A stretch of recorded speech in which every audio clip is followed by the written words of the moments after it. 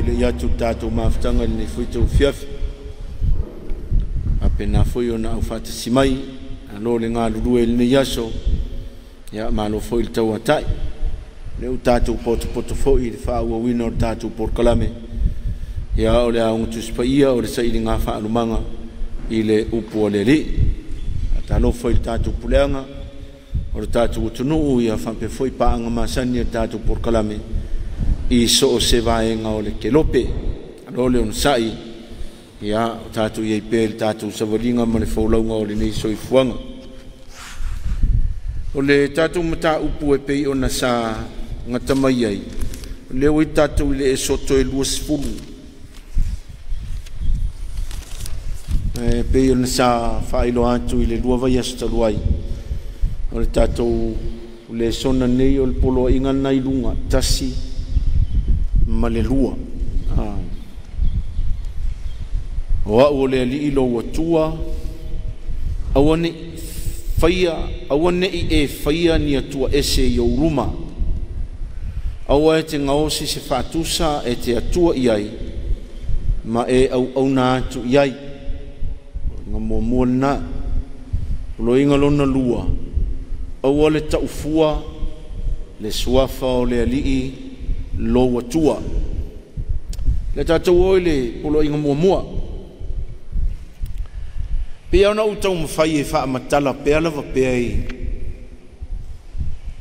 o le mawhauwhaunga o tangata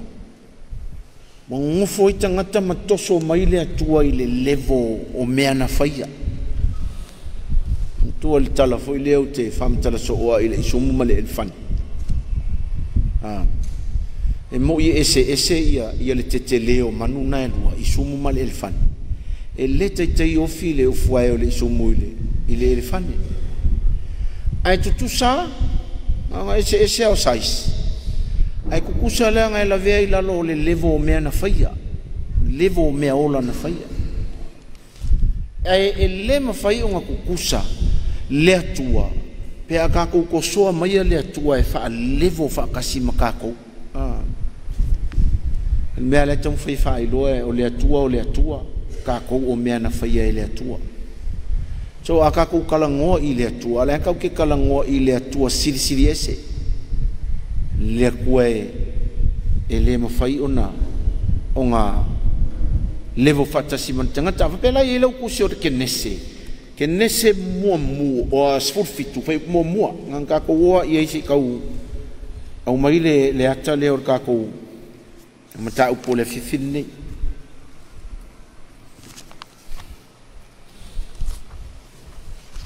nese pi ko i luma mata upo le sfurfitu o lo no fai upo mua e kako ke vai e inaile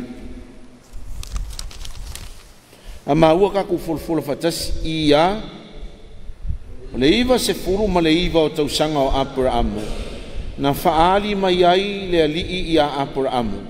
ua faapea mai fo'i ia te ia o au o le atua e ou le malosi umalava ia e savali ia uluma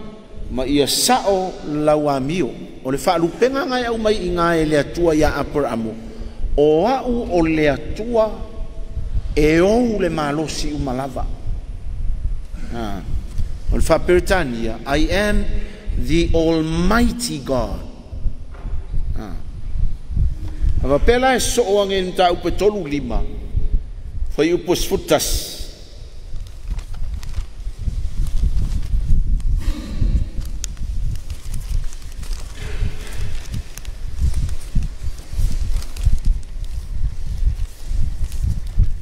ama ua kako folo fatasi ia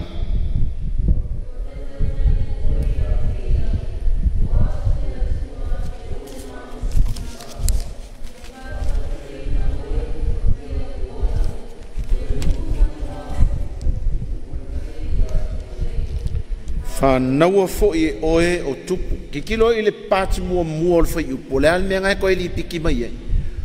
O au o le atua e ou le malosi umalama. Kusa le lei ale le sfurfitu whai mua. Ma le kolu lima whai po sfurtasi. O le whaalupenga e kasi. o le whaperetania o le Almighty God. Le kua sili. Al whasamoanga e au mai e ngā o le atua e ou le malosi umalava. Ka ko i le tu seo whaaringa ngai kua. Whaaringa mua whai upo e walu.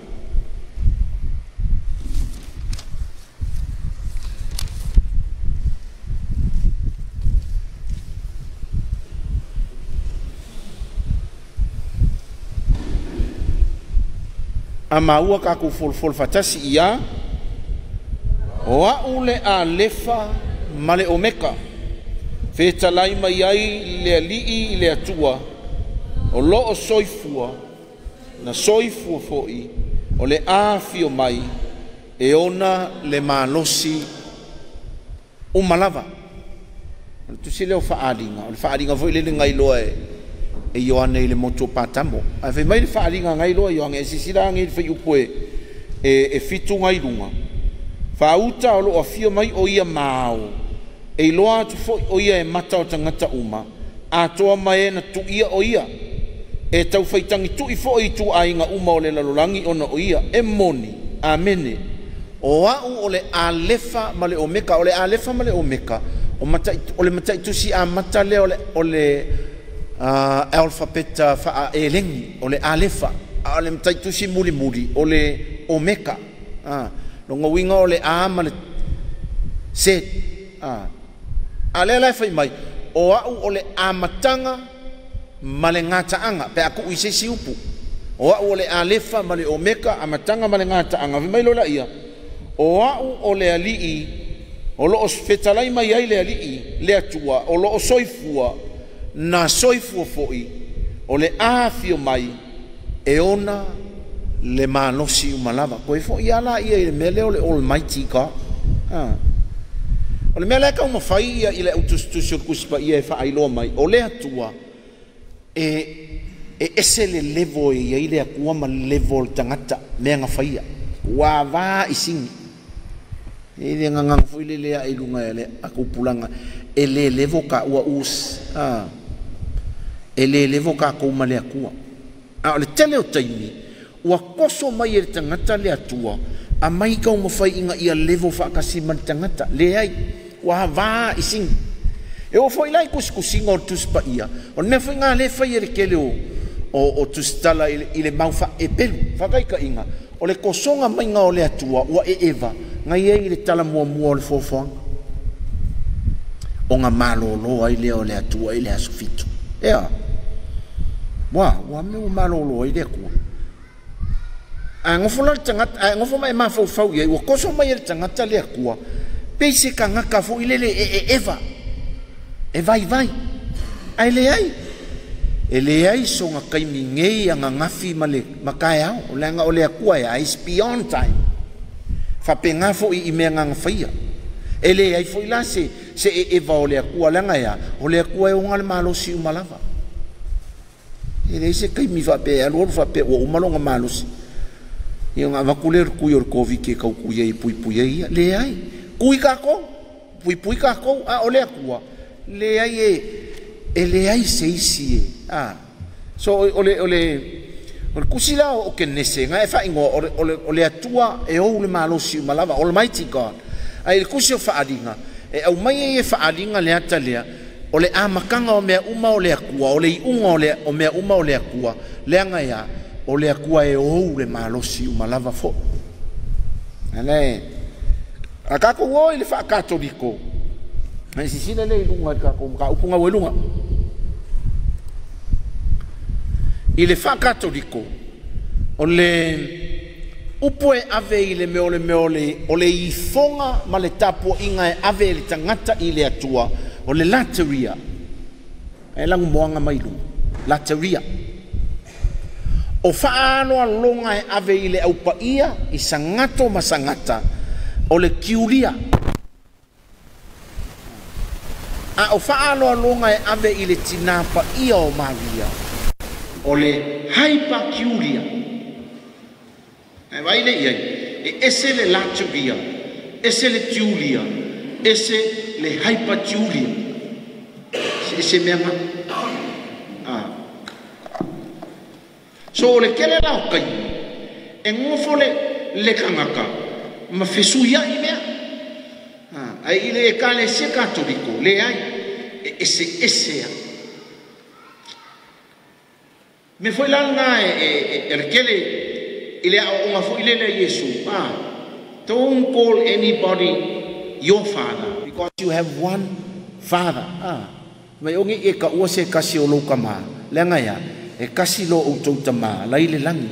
o le kamala e ave i le atua e le kukusa ma le whaalolonga e ave i le kamale i lalo ia awangi ka ua se kasi o le kama o lai whai mai le polo inga longa wha ia e ava i lo kama ma lo kinga vai ngai e kala ngoi Yesu le kama ma le kinga lenga o le asis ka unga e ka ua i kanga kanga ku whana nau mai ai ese la level ese le level le kama o ka ku kama whaalalo nei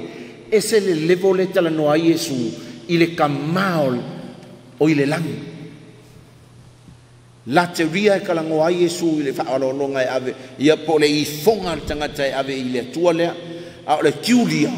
o le whaalolonga e ave i le au sangata masangata a o le haipa kiulia e ave i a Maria kakou ka pikir nga o kakou awa ongan nga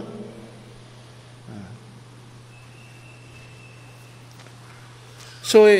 aki kilo ye fo il fa upunga ngai mai the type of worship due to God latevia or the veneration given to the saints or the tulia and or the type of renovation paid specifically to the mother of God or the hyper culia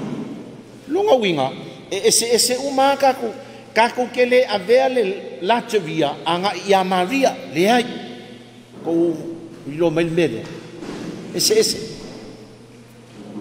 so e ke le ana le vaenga ka kaunga ko mala mai pe a fai ka ko ke fia mala mai le ute ma le fatu o le polo inga mua le ka ko ke ia i le polo inga mua o le li ilo watua aua ne e faia ni atua ese i o uluma aua e te ngaosi se fatusa e te atua i ai ma e au na atu i ai e kangoi baba ai i le polo inganga kasi le atua ngai au mai awhai mai o au o le alii lo atua nga au mai lola ia aua ne e faia ni atua ese i o luma e kangoi ngofo le leia ma e mafau ia e sea e ke le aka ma ia kua e ngofo al tangata mawhau makapua iai leisi e kapua i longa ko arua mai e holo ko arua o le esta ka ilo ai se si aka malo al kamalo lea ia o ka malo siri ale anga fai e le aku pe koi fot o lisi kapua i langa whangau e vivi me ola o kama o le aka mai o ka se poko le kinkiki so o ia o le iruva Halo ngamai ole au le lei o lau kama. Ia ngamai lo le iai e kau le alungi kupe whakawaingi mea ai alu kupe ke wai ke ungalang kama e keu whakupua. Nge ia kama i kinkiki a o kasi papangovan. Vai vo ia nganga whir kako urua i komngio. O ko ngei la na whaingu i le wainga kengiki. O nge ia mawhia mai vale le SMA i o makuasonga ka vali. Songo kavari fa pe ngai me pe koi fo pisi o mai me o ie fo ie e sea ka po ai si ia kuanga o isi ka po ai taula dia ya si me fa ia e taula ia so uma ka ke piu o so se ngo e ke pusi o le sai de ai taula ia so uma me vai le ia longa winga e kele a kua ese ua fai le tangata ma au nga ia i le mafuai o fai mai au nge i e faia nia kua ese i o ruma e koe fo o le saia ua makanga moua al polo inga foi le e moua le misaia sa mas fasa o le ia kua ko kele o le au le loku le sa o le ua fa alua misa le mea e kas e le o mai a ilo misi ai o kai me sa wai loku amen kwa le fe o kanga ka le mele o mama ye isi o to a o isi o momoe ko fa longo ye tu se ko ni to le ngofo fola mi kanga le ai mal fa le tau fa mai lola yo le mele o mama ye isi o to a o isi o te o bracket o je so e se la ka o le mele wa o le ali lo wa tua a one e faia ni tua e se yo malonga winga me fo ye me ngale fi mai a wonge e fa pe i fo nga ruenga au lima o le o wa tua ia ku se fa salamo nga fi mai a wonge e fa pe i fo nga ruenga au lima o wa tua ia o si o ke un o ka vale pe o ke un o me ko fo fe e fiari e me fa nga ru ia me ke o la ka van e kai ko sfuru a fe me o pampa ma me fo nga e ke un es perché un se a cua foi se va ai la e ma osia coi a pe fa oi caffè lo caffè quella pa e coi foi oi si o langa wo without you I cannot live babe you're my only sugar e coi foi la o foi mai e ma di o ka wo uma fa sai lo kinga uma oi foi mai la o pule lo wola mai e coi foi kwa wa faile kwa ese fa penga unga oisi workaholic ola ko nga ruenga sidia de fia malo lo ile sa fanga male sa me nga fa ngole workaholic nga ruea le ai se kai mi se sa wo ile lo le se kai mi se ngofo i lalo mo fa se loko le ainga le sidia ma wa le ngaruenga kai mi ma ngole ma fo fa i ai me nga le fa mai ai o atuanga wa fa le tangata wa ave ese ai le langa kapua inga malanga i fonga e ka kaunga ave i le atua si siriesi almighty ever living God o le vaenga longa lua o le polo inga nga awa te ngaosi se fatusa e te atua i ai ma e au nga ku ye o ke manga ke alu i ku se o teu nome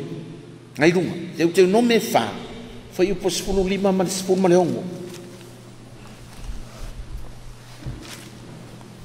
foi ngo fie o le equation le ai sia o le mele le ulangi ai ka ko fa me o ka ko e ka le sia i foi tupua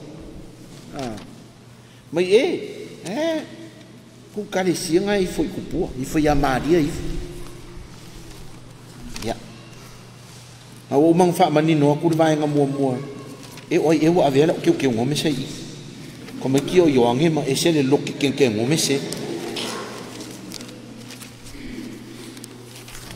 o se o fa nga kwa ka mai me nga le o mai le un kuspa ia o le ai vale ai teu no me fa ai o po se fulu liba male se fulu male o amaua ka ku fol vatasi ya o lene ia matua fa ete o tou ia te o tou awana o tou le loa lama se mea na tino i mai i le aso na feta lai mai ai le ali ia te o tou i ho repa ai totonu o le afi ne i le anga o tou ia te o tou whaia ma o tou se tupua ua tā o le whaatusa o se tupua e tasi o le whaatusa o se tane po se fafine i kilo le whapetania ngai runga since you saw no form on the day that the Lord spoke to you at Horeb out of the midst of the fire beware lest you act corruptly by making a graven image for yourselves in the form of any figure fai mai al teu nome au ngai o ko fai se fatusa le nga ya ele ai se mea nga kingoa i mai le atua inga ua faari mai le atua ia ke ukou ile la au tartala mangkual mele la ku mose le na fuma moe aru lunga le maunga o le pa ke ia fai mai mose kokolo se vai ua sale me le titua ai ki kilo kunga ia mose ea fai mai o le afi la mu mure la au kalakala ai le mure la au kalakala nga le leo le sa wiko nga la ma fua yo fai mai au ngai o ko fai se fatusa Leanga ko ke leiloa po oa fōringa o lea kua aisea. E lea ise fōringa ngā fōringa mai ai o ia inga ua whaailoa mai o ia te utou. I le la au talatala. O whaia se fōringa o se mangi. O se fōringa o se kongi. Ia ngā umangi lea. Ia ua whapenga o ngā utou. Le se fōringa mai ai lea kua. Inga o ia i le la au talatala. Ko ke loa inga ua sau Yesu, sue foi la lau i le tusi o Evangelia Ioane se furu ma le wha.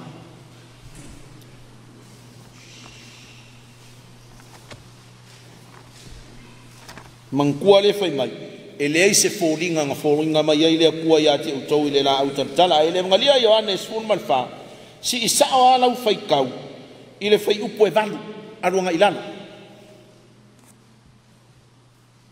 O maua, que vai pele a ver foi esse se ko yo anga ele que ko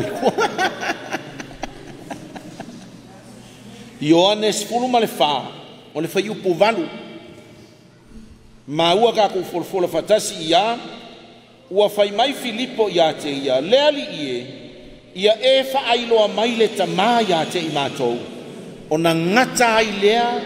o matou manao vai ele feside Filipo sole e ape fa ailo mai kama mai le il tali fei pois e iva ua fetala iatu Yesu ia te ia Filipo ua leva ona u ia te utou ai tau te le i loa e hau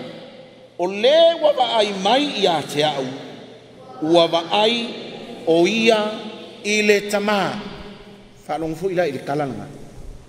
fai mai Yesu o le ua vaai mai ia te au ua vaai o ia i lea na fa peke kango e fai tau pe isi fai kaunga ngai lunga na va ile ia fai mai ia Yesu o au nga u sau e fa ailo atu tama o au oi kokongo o le kama lai kokongo ia te au o au nga au inga mai e tama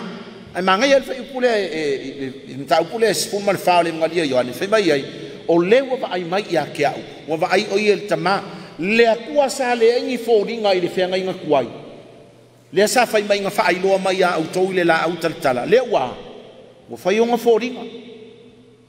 a o nga fōringa la le kau mai runga me ngā le nga fai mai a Yesu ua sauea fai loa mai le kama ia i tātou longa winga la a ka kong fai al fōringa o Yesu e le o ngi whaakusa aia se langa ele se Yesu pepelo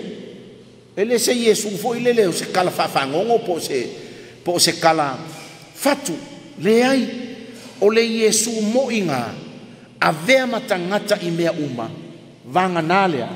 anga sala me mo nga sau o nga Yesu o sau mai ai wa le koe misterio fōringa o le kua aia o le wa va ai mai ia te au wa va ai o ia i kama wa ilmanga ai kangongi fai kau Evangelia uma le ma se Evangelia e kau fa makala ai pe fa pe i fōringa o Yesu ko ke lol fe ngai kua inga walu ia Samuel fo ile le su e mai ia kama o ka vika e fa u makupu fai mai inga o sauta vita ngai fa makala mai fai mai ua ena mumu lona lau fa makalanga sau kama o koriaka fai mai mkau kia sau kama makua le akali o yapu fai mai ki kilo Samuel fai mai o ka se kingo i ngā manga ia. Fai mai lea kua lea iu ke lewa. Awa ke vai pe vai tangata e le vai le ku e kingo vai le loto ai ho inga ua sau Yesu fa mai Yesu ia o vai mai la ia o a ulea o le fa ai longa o kama o le wa vai mai ia ke o vai o ia kama ai le ai ma se Evangelia fa am kala fo ringa o Yesu ai se a ele se Yesu pepelo po se fake one se Yesu nga sa whakangaka le ai longa winga lawa ku umaya o foringa o kangaka foringa nga o Yesu nga lawa sa Yesu e fa ilo mai kama ai fa pe ke aru tu se ke nese mo lusu fiku fa mai le ku ilonga au ainga inata to fa ia o le tangata ilo ta to fa kusa o ale fa mai il polo inga le o fa ese fa kusa o se me a o ia le nga mo fa mai ka ku fa ia kangaka ka ku fa kusa o vai mai mele e feke nga ile ku le feke nga ile nga ka pe ai vale fe koi foi pe angu fo mo ka mo fai foi nga le fa nga se ma fa winga se le upo le ku e nga umange lola i o fete na inga ia ka ko mana mai o le ka pike ale e ka le si katoliko afe se la o ngo sumaltasi fai mai le ka pike lea o meo signs in the liturgical celebrations are related to Christ. Okay, loa, o le liu kingo kangaka o Yesu, o le liu kingo kangaka o le akua e ala mai i a ke riso, ua sui a ko ai e ke riso, le history, ma le kalafaso le piko o le tangata, ma le mafukanga ale atua, ma le tangata. Sui. Ai sea, ua whakaungu ma wha a ko ai e le akua le tulafono e ala mai i a Yesu, ma pelo whekanga, ma whapenga ai o nga koe whaapupula le winga mongi o le tulafono e ala mai i a ke riso. E nga whai mai e Yesu i le unga lia o ke li sa ue ka lepe pe ka kala le tulafono a ia whataunu whakaungu i a ia nga ia whakaungu e tulafono i la i kako whaalo alunga fo i e i le ausangato ma le ausangata le kako ke kakalo ai images ma whaakusa e le o le kako kapua inga fo i le e ave i le akua late ria ngai runga pe o nga ufai atu ai o le late ria o le ifonga e ave i le akua o le kiulia o le kako whaalo alunga e ave i le au paia haipa kiulia o le kako whaalo alunga e ave i le tina paia o maria ese la lebo ai mafua o ka ua ia ata mwhaakusa o le au paia leanga ia o la lako pi ikanga anga i a ke riso o ai fo i la koula o le fesilin nga yo ange fo inga le ngwhai i le kusio whaaringa o ai fo i ka ngaka lai ofu papa e mai fo i mailola i o le kari ale ange lunga i fai mai e ea la koula ua sao mai le puapua ngā kele bo umanga ka inga ma whaasinga singa inga la kou ofu i le toto le tamai mamoe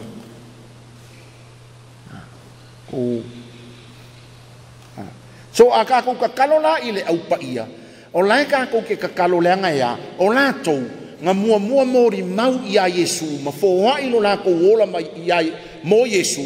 la le la ua fesila fai ku mau mai Yesu i fea i le langi e ua fesila fai mai Yesu i le langi a koule ka le sia fo lau le ola ka le sia puapuanga kia lai pur kato rio o le ka le sia paia lai le langi kom nion nga o le au paia kako kuanga ka kalo le ka le sia fo lau mo kangaka lai le ka le sia puapuanga tia me nga le nga momori kako karsanga moe ua feoti me nga le nga whapikoa le aso lua o te sema o novema e momori ae kaulang paia le ka le sia mo nganga o i pur kato rio le nga ia o le koe mawhaia e la kou se mea ai wha moe lo la kou sao aku i le manguia ia ka kou karusanga moria a sao i le manuia e ka kalo mai le angangar ngā mo e maa ka kou e whai ngā leng whai ka kou mei o sulfang e o ke sulfai i le au pa ia leanga ia la kou lau ofisi la whai kou mau ma le atua o la kou mori mau e mita ai le ali la kou o mangu malo mai le puapua ngā kele o manga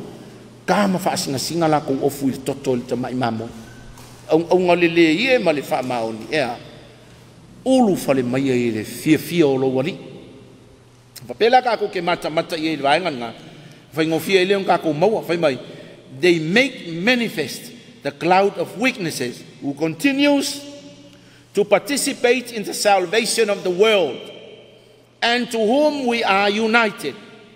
above all in sacramental celebration. Through their icon, it is man in the image of God. O la ko fakusa ka ko ke so ka ia nga ifea. Anga i ile atua. Wa ia ile ka wol mele. Ka ko kama o Mikaele. Ya. O ise ku sama le ku ola ku a Mikaele lu mo le ku ia so uma. So skai me ka fa ko Mikaele pa ia le ka ngelo karsia matos fa ia tia joe. Na fa pe mai Mikaele yo ku kele o ki kiro kwa si fa la usinga la le kalo mai Mas fa la po ala le. Ko foi o ko via, wa ele vo.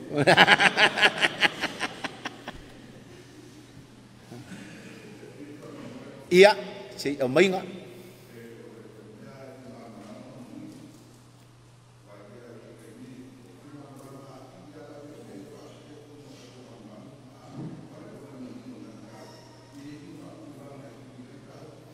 Yoi, ale wa umanga o fai atu ia i le vaenga le, o le liutino tangata o ke viso, ua sui a koa i ke viso loa, le kalafa solpito o le tangata, ua faailoa mai ai e ke viso, fōlinga o le atua leva aia, o le au sangata ma le au sangata, o e ua mori mau ia ke viso i lo lako wola, e mau o mele, ua mori mau ia ke viso, ilo lako wola o kako kari kongunga la o la touia la ua mafuka fakasi male atua ile ola e faavavau o lo kako kakalo aku la ia lako e fapenga ai o nga fe soa soangi ala ko karosanga ile akua mo kako me nga kako kakalo ile ausanga le ausanga ta kako fapelea talo sia i matou e kako kakalo ile akua kako fapelea alofa mai ya te i matou. When we pray to the saints, we say, pray for us. When we pray to God, we say, have mercy on us. So, o kako pi kangale ai sea, o la kou foi, nga whaailoa mai a fōringa o kama, e ala ila la kou mori mau. Le au sangata ma le au sangata, sa whaailoa mai pēa i le lalolangi, fōringa o le atua le wa aia. E ala ila lako mori mau ilo lako wola mo lako koko masa. Usio faaringa ngai mangi al faaya ngai nga. Ai fesidi yo ai lako. Sao mai le popuanga longa winga kanga kape yo kako. Aya. O manga kael ka mai mamo ela ko of fasing si. So mela ngai le yon kako vai. O le au pa ia ma le au la o fisira fa i male atua. E feso soangi la ya. Kalo mai mo tatou inga ia skaimi au se aso e finga ngalo ai le atua kako iai fo i le malo e fa vau fa kasi mai latou ko kau kani lau fisiri li ai au lava nge ingalo o le kako fa alo alonga e ave ia latou e ese mai le kako kapo inga malei fonga e kauanga ave i le atua se ese meanga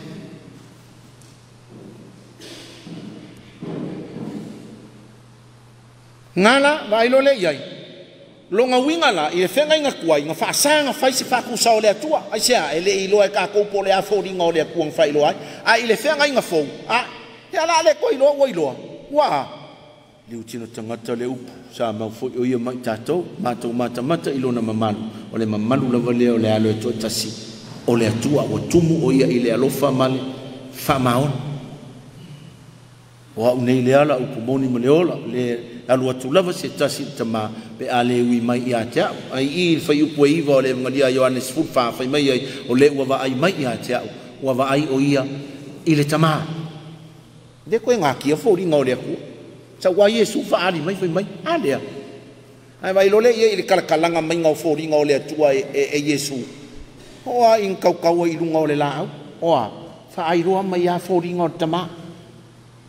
roa mai mo kako to ava pela ka ko ke fa alo I le koruse la ka ko ke fa alo e le o le koruse a oi o le nga kau ai o le alo o le atua nga fa ailoanga mai foringa o le atua mo o e mau mai ka ko uma yo le la o le makanga ai o le alo o le akua la le o mamalu ai ma ave mangofo ali o le fa utang ka ko vai foi le ye sa ula I le ekalesia ka ko riku mai o la le fa kau ai le ekalesia Yesu awangi wo koruse umanu ngo frisa mai paulo ele ya se si meu ke mika nga ole a koruse Yesu le nga maliu moa ai elat ka nga ele kari kongur koruse a nga winga la sa fa ia I ngol mol le okimal mal malai to ngala e ke va ai I ka pike lua afe kasi koru o foi mai ai o le akua o le I le fenga inga kuai nga whaakanga e le akuanga, nga whai mea ia o whaatusa, whakaika inga ua ukia ka ngaka i le ngaka. Ukia ia isala eru i ngaka fo ie. Whai mai lo leo le akua ia Mose. Kango e whai se ngaka apa me mea e kuu i runga. Kango e whai, o le whakongunga le akua ngāwe. He le whapea mai, kango e pu e mai se ngaka hola ngā le ngaka. Ave le whakavi o vi o ngā i runga. Le ai, kango e whai se ngaka apa me mea. Whai lola ia e Mose o le ngaka apa me mea. Whai mai, so se ka ngaka e ki kiro i le ngaka le ngā. Ua, hola. Pule a oi lau ki kiro. Pe ki kiro i lalo le au pe ki a ia e ki kiro i ngaka. A fia mai Yesu, whai mai ea Yesu. Wha peo na si itia i lunga e Mose o le ngata i le vao. Wha pia fo i o ngā. Si ikia i lunga o le atali i o le tangata longa winga o le whakongunga a le akua i le whengainga kua i e whaise ngaka apa me mea. O le valo anga a o le a. Kau mawhainga o le atua e whaailoa e iai le kaimi o le a sawa i longa atali i e sui le ngaka apa me mea le. Ia whai mai whai au ang whai whakusa ang whai lea kua ia Mose ngo whai whai singa ka apa me mea. E wape whai e ke muli muli tai le whaunga o le mea o le ako la au o le whenga inga, Ark of the Covenant. Ngai umaronga whau, fua le mai le fua ma mea au, whai mai lola i o le akua ia Mose. Kango e whaungi ke lupi se lua e whaafisanga i lunga. Whaungi ke lupi, o e whai ke lupi. Mea o angelu. Whaungi angelu i lunga. O le vao ke lupi ia, e whaingoa o le ngofuari i o le alofa o i ngāia.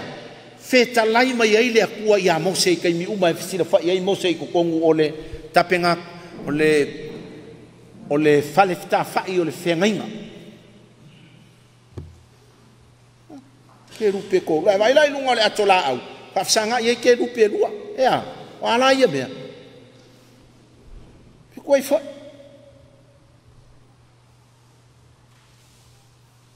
So le mea la kau mawhai le tustala e whaai loa mai. E ke whaita winga whaakasi le whengainga tuai, ma le whengainga fau. Kua a koa leo le upua le ri. E whai kaulanga le whengainga koe mea ongi, e whai inga whaakusa. Ai o mai le whengainga fau ua. Mo whangau mai le tuai ala mai ia Yesu. Le usau Yesu whai loa mai le whōringa o le kama. E ala.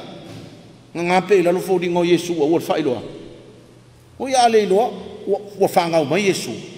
Le akua ua mau whaatasi, male tangata. Kau mau a mai siaka ko mele.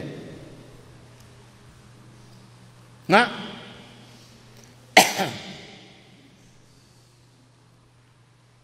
Wapela kau ke oi de ka pike ngā, lua se lau mane kasi, lua kasi kolu lua. Whai mai lola ia, the honor rendered to an image passes to its prototype. Whoever venerates an image venerates the person portrayed in it. Ai whaalo alo i lea whaatusa. La ua e whaalo alo i tangata sa. Lai whaailoa mai ai. A o le tangata renga, ea, mafua o ngā mamalu tangata lea. Lea ngā o le kangaka sa mori mau i a Yesu. Ko maua mai mele. Ele whape e alanka ko whaalo alo i whaakusa o ko ingo o whalangsisi o asis, whakaikai, ia po ton posko foi, ne sa. Kau ke le whaalo alo ai o whape o ton posko se akua ai le ai. O ton posko, sa whaia le whinga ngalo le atua, ma mori mau mo le akua, ma fōwa i longa ola mo le akua, le la o whaeti ai o ia, a veo le a, o le tangata pa ia le akua, o le whaaya le ale e ka le sia ngā vei, a ka kou whaalo alo la ia ton posko, e le o ton posko se akua, ai mafua, le anga o ton posko, sa whaia le whina ngalo o le atua, ma whaailoa maia le akua, ia i ka kou i fōringa ese. Mala te visa e vaaya, mala te visa i kangaka mamai, ma vaaya i fōringa o le akua. Me ngai alua ia mala te visa e sai no meo mai, ma papala ma meo. A ola kei mila alua i mala te visa, i kai au umai, whailonga au so, whai mai, mali au tau lau ngutu i le ata. E au mai e i whafo le matango fia o le akua. Ai sea, le ngai loa i mala te visa e le whaingo fia fōringa o le akua, le la alu ia. Le meo le papala, ma le meo le alaku o ilo, kulolo ungu malef la ke ala koe ia ale ia fale kunga u me nga la fi mai ai vali o lo ngutu ile ata ke ala kwa ola e la kwa ku sape mangonge me ala sai ya ko vai il te leo il fa osfianga ngai au mai inga ai anu fai fia se mea fai ngo fia ia ai o ngongi po le hale lua i pu fufu oko pese ongo se lau i pu la ka kia mai le sinki le la e alunge nga vai le ke ala ku fo ma ku wa kinga inga nguko ngai i pu songa ka o pu so i pu so i pu nga vai ele ai mai se fofo ngore foi mai aisa kinga ai fai fia nga vai pa eva ia kunga wo uma ala ya ke le fasimot ai apa ongo le nga ka kinga inga le ipu ai va venga uma mal fasimot ke de mal video le vai so ese la ka wo me le uma ye ai se o le va ai ma te vi se tanga tama mai la ya yai foringa o le akua me nga ya lu ye te fa le fai fa le a fai la ka ko ke fa alo ya sein mana te visa wale o fa sangato ngele ikale sangata ngele ikale sia kau ke le fa alo ya te visa ngoya o ia o se akua ai ka ko ke fa alo le nga ya o mana te visa nga fa ai loa mai fofonga o le akua mo ka ko le ana nga fofonga o le nga lo fa tangata mamai ka nga ka kinga inga ma ka ko fo ila o ka ko nga nga fo ile ka nga fai o le a ka nga fai fa ai loa foringa o le akua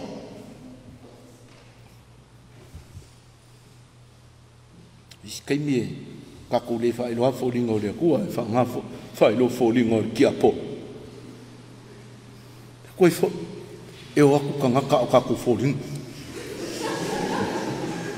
io ila a fia sa ule au fai pese pe a fai o nguku nga o le au fai pese fe ko fo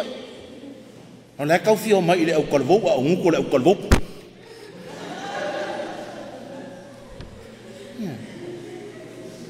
o le kurikanga ka io isi ka ko henga umangi le o ka se le au va ai o ska mai mafkanga kinga ai se a e ya kinga nga pinke volo fori he ko fo ka ko mo fo la yem va ka ko fo ila e ka ka un ka ko wa fai lo fori ngol tama o mo fa tonu mai yesu lo nga so o mele ka un ka ko fa ilo ina fo ringon tama e se fesilit ka ko polo inga fa ngo fie yo polo inga ma fong fa mai ongi e fa yeng fa tusa la nga ya ele hise men kingo mai le tu fe ngai kwai al fe ngai nga fo wa kingo mai le ko ya yesu so aka ko fa alo ma ka dia la aka ko fa alo le yesu ka ko ke le fa alo le yesu to tu ka ke fa alo le yesu nga ka ave maria fa nga mai ia maria ele se yesu nga pa u mai le langi peng nga fu mai ese ngiu ia peng fa nga mai ise ka fo la sam le ai o le yesu na fa na mai ile ai nga pa ia maria ma o sefo va sa yesu le ko filo nga apostolo ko se furu male ko alua sa yesu fa kulanga ekalesia fa so mai longa mamalu ile au sangato male au sangaka nga ave ila to mamori mau ia yesu mai manga ia ya na fa au nga fa ilo mai fori ngole ku ia itato e ala mai ile au sangato male au sangata afa peka ko ke o ile polo inga longa lua nga wa yelu a wata for swa fa le li lo ku man ko fa ka ko le songa fo ile le swa fa Yahweh le wo ma ku pol fa eva yaskarwa o le fa e peli e le mo fa inga ka wor swa fa le tua ma maruke o ye ka nga ka e pelu e silent le ka nga ka e pelu popolo nga fata ma kikiro ile langi ile pala menga ile ka kalo le aula fo al tanga te lona le fa sa mo yes le aula fo fa mai ya le atuai ia e alofa mai ia te aule tangata angasala ele ka ia i kako ele nganga o le atua ingi mea sese mangi mea ele mangongi le akua le angaya fai mai a paulo ele mafai o ngafa pe aku tangata le ali pe a le se noa le anganga pa ia afa pe foi lai ki ku ile loloto le polo inga le awar ka fuor sua fo le ilo kua ele fa pe o le akua wa ka ko wanga salai ele fa pe o le akua wa ka ko le anga ai sia ele i fa ye le akua le anga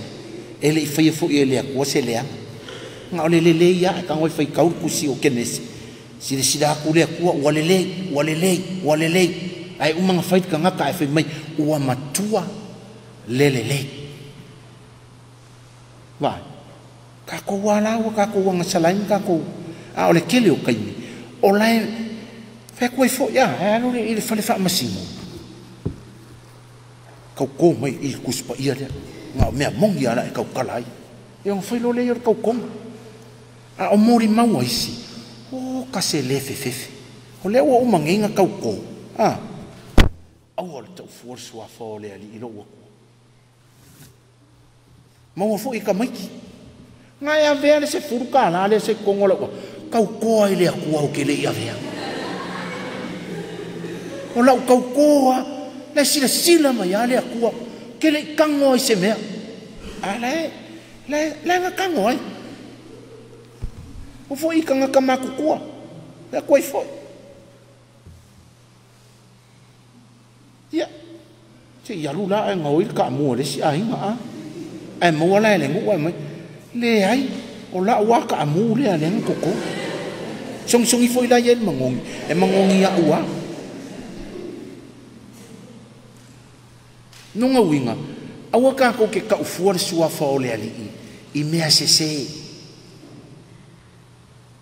i mea leanga i mea valea ele o fai mai awa ka ke ka ufuar sua fa o le ali pe akako wa pe akako vivi i le ali pe akako fa ne ia te ia pe akako ka kalo mai fo ia te ia al me le fi mai o ka fuor sua fa le ngar sua fa le ya o le sua fa siri o le sua fa siri sua fa umala ma wa mai me le ali no ngo fa lau te lenga ngai ai ko kongo o le ngonga o le yawe o le fa o le anga nu fa e pelu ka wanga u ko ya lu ye tau fa o le anga nu fa e pelu kasi ar kanga ke lo fa le ole ai kasi fo tau sanga ngong fa le o nga ole o tau langa siri i le aso o le fa mangalonga day of atonement pe a ubu o ye ko kongo o le holy of holies fa kasi ka usanga a o kanga ka uma ele ai si o la ko e lo fa le o le sua fa malu le o le akua mai e fa sa fo yo ngala ku fa le oina menga a o ye la ku kakalo yo fa pengale ngo popola ku fa ka silent ai a ki kilo ile ngo folola io tangata e pelu fo ingale ka mo fa ye suile ia le sua fa malu le o le akua i le ku yo le ngole le ali ie curious ka fa inga ia ma fa ye pe on ka ko ma fau i le atua i le vaenga le o ka ko ia ai la ngala o ko keri o fa o ngar sua fa le akua e me le anga ma me se ma le anga sala ele ma fu il vaenga nga awal ta fu le sua fa le ali lo atua o ke lo fo ka ko ole confirmasio e claim mai o ele akua fa penga fo i sakala metol baptison ko ro ye va en ole baptison nga fa mai ya fa ilonga ko ru se le mo au ro kam kiki fa baptiso e umanga la ko pa kere fa ilonga o ke claiminga o e mo ka ko ri o yesu ke biso na fa fo le i ma ku ma to si e claim ka mai kiki le mo ke viso e foi lá il confirmasio E koe klei mai oe le akua e ave ai oe manga. Fita fita tau. Koe klei mai le akua. E ave am fika fika kau. A whapela e ke o le ua umanga e konfirmasio. E ke le ola e kusai malo konfirmasio. O re kasi ngava e ngolo ka uleanga i ngor suafa o le akua. E waka uvalea. O le akari o ai. Ko whalongo yin men. A se mai ngi. O le afa finge o ai kin kiki lea. Le afa finge o vai fali. O, i fa pe kasi se vai fali na fa susumu mai ia. Ia vai fali le ingi ka kongu mai fali le ke ala hi singu. Fe koe foi, so se mea se fai ele tangata, e ka uvale ai longa matua. O le hankali o ai, o le hanfafingi o ai. Whape ngā uma i le whaaleanganga, so se kaimia kako ke fai ai le hangasala e fesiri, o le hakari o ai. O le hakari o le atua, a foi le baptisonga e ave ai kako maa. A fafine, mahatali o le akua, e fai ala le hangasala ua, wa ka uvale a foi le suafa o le akua ia oe. Uai mai melia. Kaimi o le konfirmasio e koe reconfirm ai oe, e koe makua wha malosi ai wha maungia oe. E whaia fo i lale angsala. Ka uvalea fo i le akua. I lale au mai ei le isiba. Mai nga ka ua o le polo inga. A whai wa umang kako baptiso, a whai wa umang kako konfirmasio, kako kalia le ali ilonga winga e tau o ngā. Ia vi ia le ali i a oe. Mau. Ma ua masi vai ngati. Lea whainga kamalai e kamalai o. Me tō ma. Kamalai e ia. Ia ngā mā. A o kākou o lele lei mā whau. Kākou a le. Le whai a ma lei roa. Ngā la le sa uele me fo inga leo le anga sala. Mō le tale. O man kākou iai vai ngati. Anga sala vineale, anga sala moletale, anga sala capitale, anga sala sinale. So ole polo inga longa lua la nga, ki kilo la iai. O ngai o lo kako identity, o kako oa, a kali i maa whawhinge o le atua, so se kaimi kako ke o ese ai mai le akua, ua ka uwa lere suafa o le akua ia kako. E se fesiri. Ya, or kasi male lua nga, or vaya so asau, or kolu man fa, na e alu e te titilo il tolu man fa, ngai ai lea, lea so lea di, man long fa o lea, ava i matua, ava il tama, male tina. Ole vi inga il tama, male ano, male angang pa ia,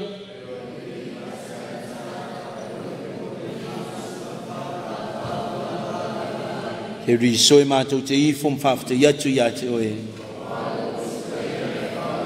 Ia whatasi le li i mautou, fo mailangi whamnianga le atua mamana, le tamā malealo male angang pa ia,